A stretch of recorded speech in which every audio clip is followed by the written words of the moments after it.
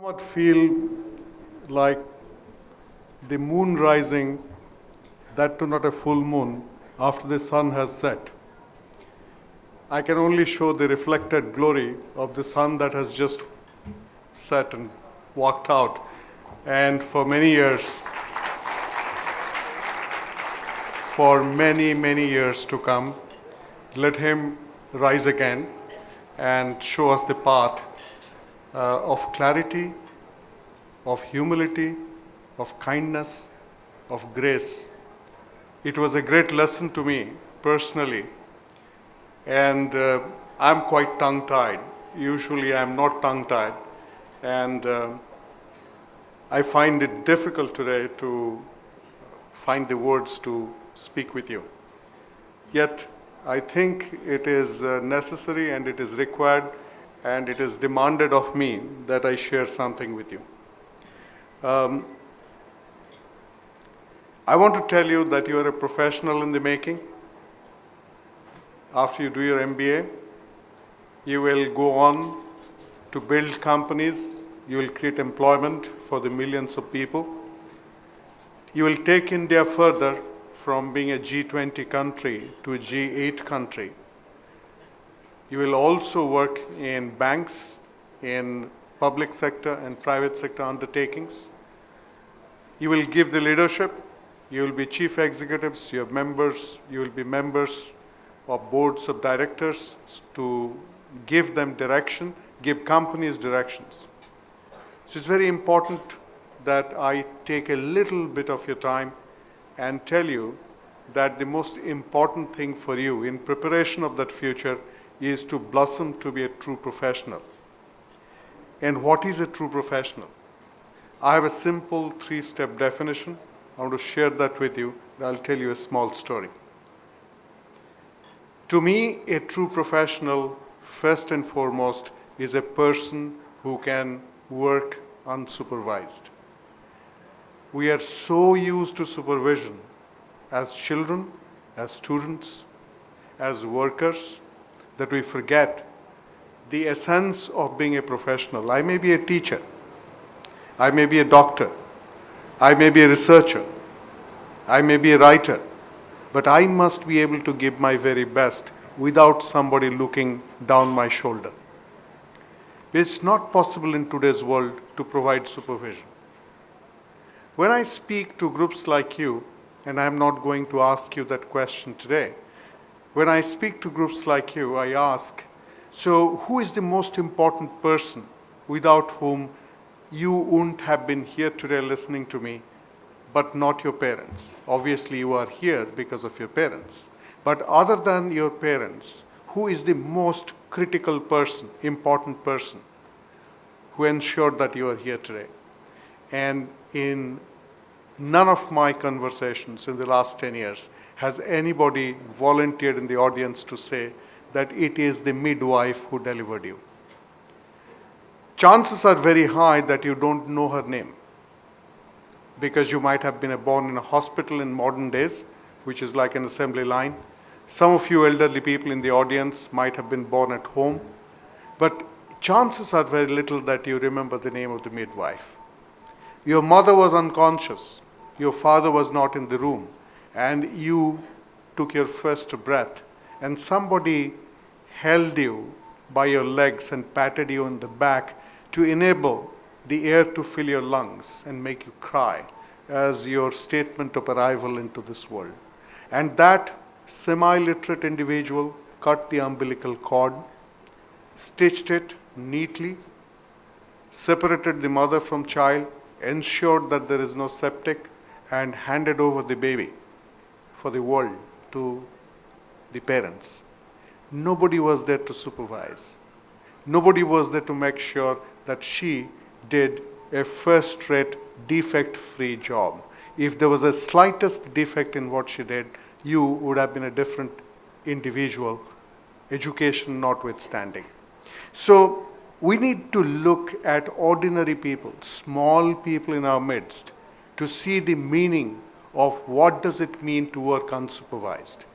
And a CEO who cannot work unsupervised and work the right way A general manager who cannot work unsupervised work the right way, a teacher who cannot work unsupervised and work the right way is not worth being called a professional. The second quality to be a professional is the ability to certify completion of your work. That requires a little bit of explaining. If I have to work unsupervised and I can work unsupervised, what is the meaning of certifying completion of my work? That requires us to question, what is the meaning of completion? When does the work get complete? Now, if you try and analyze that, you will find that different people will have different understanding and different explanation about when a work gets complete. Only the person doing the work knows that the work could not have been done in any manner better. That is the meaning of completion. Completion does not mean adding more. Completion means certifying that there is nothing left to be taken out, like in the case of a sculpture. Look at this lamp here. An artisan has designed that lamp. And it is only that artisan who knows, or the craftsman or artist who knows that not one more line was required in the body of the bird, that it is got the right amount of metal, the right standing, that it will hold the oil the right way. Only the creator knows. If you look at a painting, only the painter knows that nothing more was required before certifying that it is complete in all respects. The man who rolled this carpet, only that man knows whether it is complete in all respects or not. And that same principle also applies to every single individual today who is lucky to afford and receive the kind of higher education that you and I have the privilege of having. So when does my work get complete? I must know, like the lady who delivered you. The third thing, ladies and gentlemen, is not only should you be able to work unsupervised and be very responsible to certify the completion of your work, but you must have integrity. There are a lot of people in this world today who are extremely competent, but they lack integrity.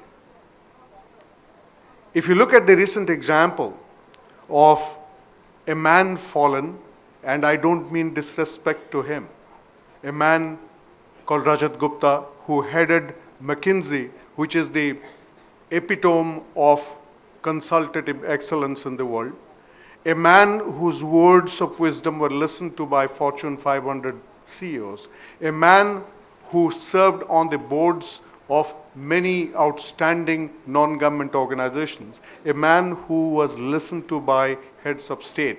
That man fell from grace. That man fell from grace for a very small, very ordinary failing. There was a board meeting. He attended the board meeting. There was conversation in the board meeting. In a board, whatever gets discussed stays there. But he had the misstep of coming out of the board meeting and calling his friend, who was a share trader, about the proceedings of the board meeting, and it created unjustified wealth in the hand of his friend.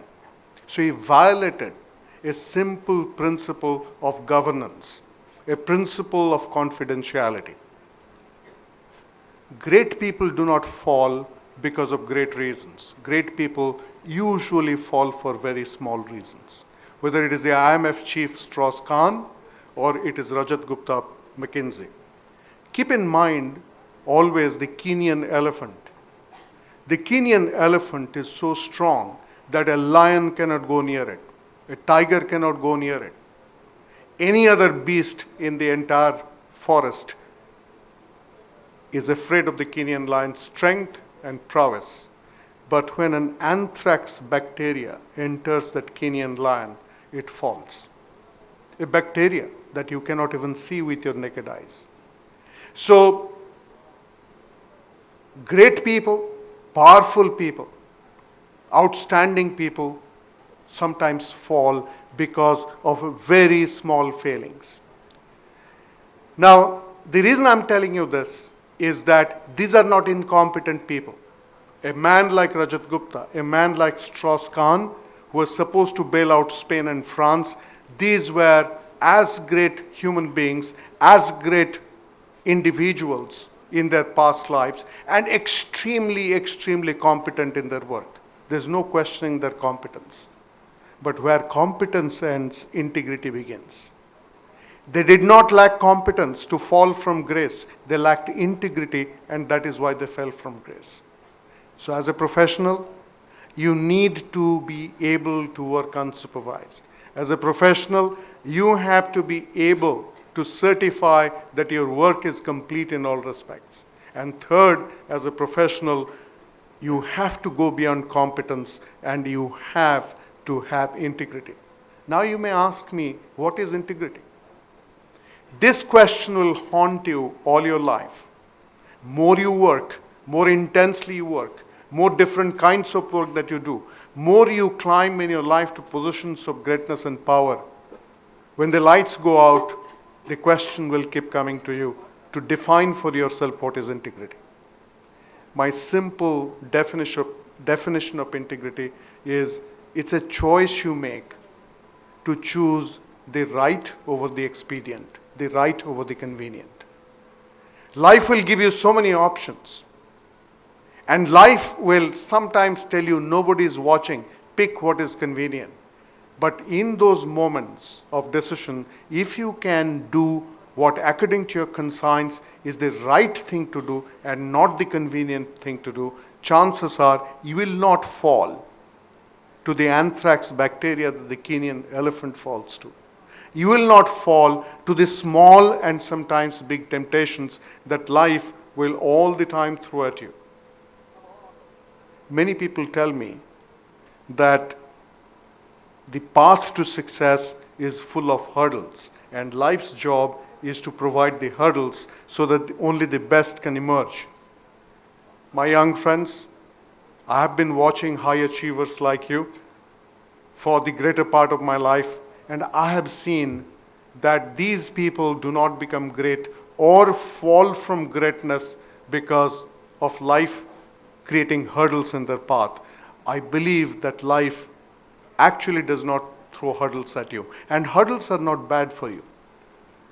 Imagine going to a gym to exercise your muscles and there are no hurdles in the gym. Now that gym is no good for you. And as you become better and you become still better in building your muscles, you actually invite hurdles. You like hurdles. So hurdles are not bad for you. What is bad for you is distraction. And life will test your tenacity by actually bringing distraction along the way. Sometimes those distractions may be personal, sometimes they may be professional, but distractions nonetheless. In mythology, we talk about Maya, and Maya is nothing but distraction. Maya presents itself at every turn to say, come, follow the path of the convenient, because there lies the crown, there lies the greatness, there lies the social acceptance, and there lies the glory. If you can, at that moment, step back and ask for once, am I following the path of right or am I following the path of convenient? Chances are you will one day rise like the sun that we just saw going down the horizon. So ladies and gentlemen, it's been an honor. Thank you very much, and may God bless you. Go kiss the world. Starting with a very humble simile describing yourself as the moon shining with reflected glory of the sun. So you proceeded with words which very easily communicated the clarity of vision, depth of wisdom, sincerity and honesty in thoughts and deeds, all which made you and keeps you a guru and a leader in the real sense of the word. Thank you so much, sir, for your words of guidance and inspiration. Now may I request Dr. M. Srinatha Shastri, Chief General Manager, State Bank of India, Kerala Circle, to release the CMAT MBA Test Preparatory Book.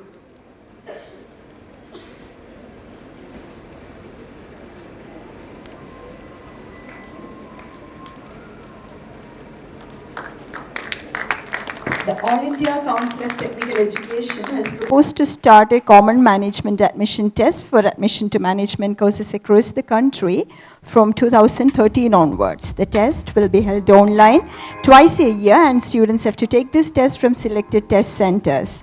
CMAT book written by Professor Sanish Verghese of DCSMAT Vagamon campus, published by DC Books, is aimed at helping the students prepare for the CMAT examination. And to proceed with the specialities of this book, content is prepared by experienced management professors who also done coaching for various management tests as well as written CMAT exam.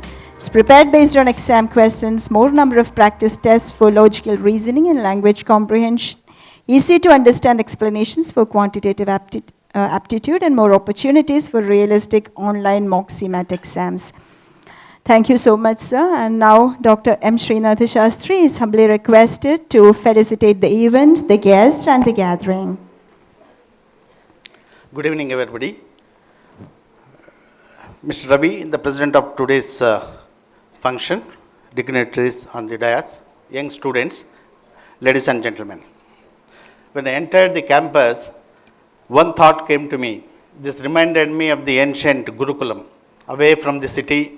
And then this Gurukulam is the area where Vidyadhanam was done in those days. And this is no different from that. We have heard of, say, Netradhanam, Raktadhanam, Annadhanam, and Vidyadhanam. In the modern years, I feel that Vidyadhanam is more important than anything else. That is what has been done in this institution. You may say that you all pay fee, it is not free education, but when an institution is set up with motive of social service, it is equivalent to giving free education, because the entrepreneur who sets up this, he spends his energy and time and looks forward to this some results which are good for the society. This decennial function, 10 years, I can call it too long for an institution and too short also. In the sense, today, every second day, we can see a new institution coming up. But this first 10 years in any institution, in my mind, are formative years. This is where the institution makes its presence felt in the society.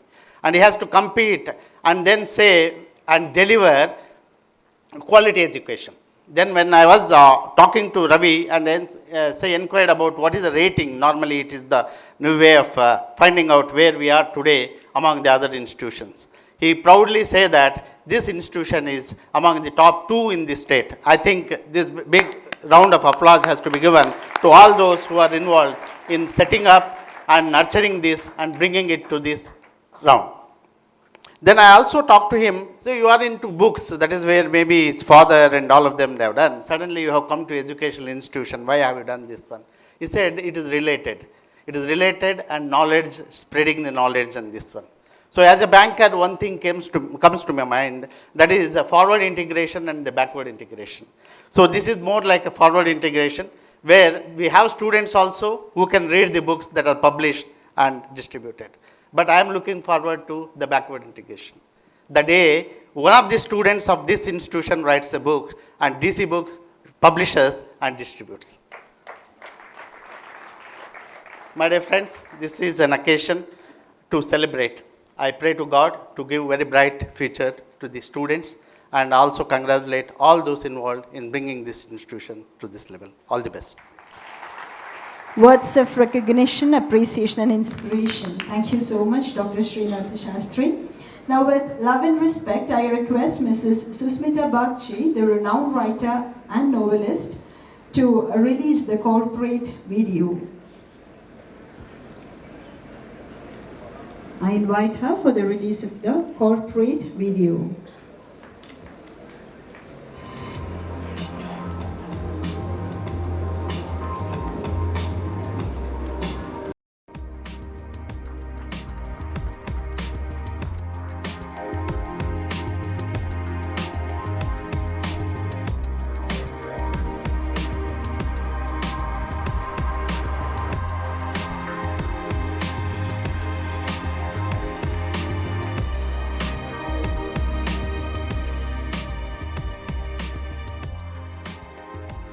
Thank you so much, ma'am.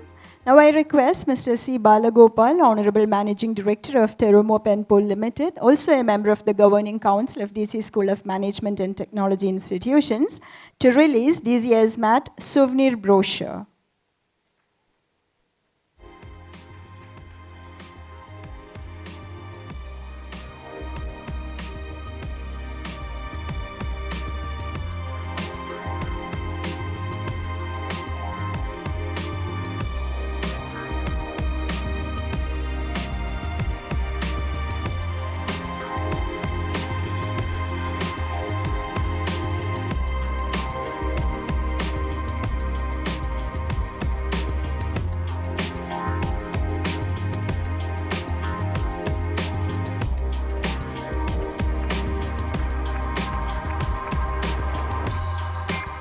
Thank you so much, sir. Now may I...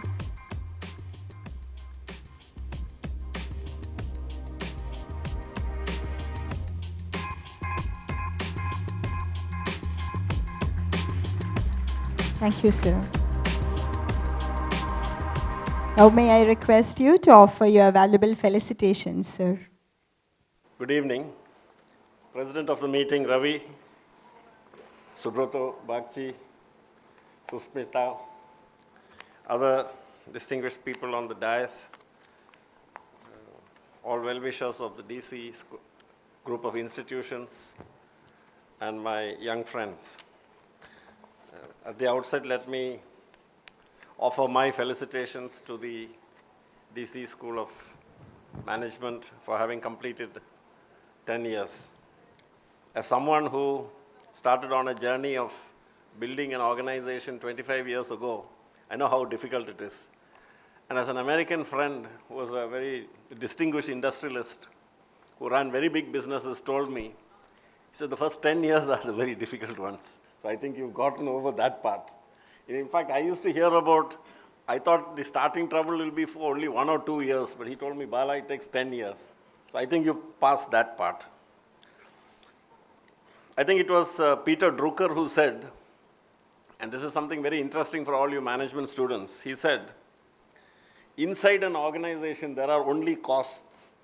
All the results are outside the organization. Now just think about this. And he went on to give examples. He said, if you take a hospital, inside you find only costs. What is the result? If a healed patient walks out of the hospital and leads a good life outside, your hospital is successful. If a school produces students like you and teaches you the skills needed to go out into society and lead a good life and be good citizens and successful people, then you've succeeded. So inside the school, you have only costs. All the results are outside. Or a business. I run a business. I mean, we talk about profit and loss account. What Drucker says is actually you cannot talk about that because your result in the form of satisfied customers is something you have no control over. It's outside. And if you have satisfied customers, you have a business. So think about it. I think as far as the DC School of Management is concerned, I've been associated with it for a very long time. I'm honored that Ravi decided to invite me to be part of the governing council. And what I have found right from the beginning is a commitment to build an institution. It was not a business. It was not something for which he expected any kind of returns immediately. And I could see that, what he did at Vagaman and what he's doing here. And I think he appreciates this truth which was said by Drucker, that you have to keep on investing into this. And the results are the students who go out and become citizens of this country of whom we can be very proud. And I'm sure all of you here will make us all proud. Thank you. Thank you so much, sir, for the relieving and thought-initiating words. And now, quality enhancement and quest for excellence. DCSMAT follows the cluster method over here, which will help the students emerge out in rainbow colors. To release the cluster brochure, Vibjior, I invite Murali Gopalan, Honorable President, Architects Soft International Private Limited, Techno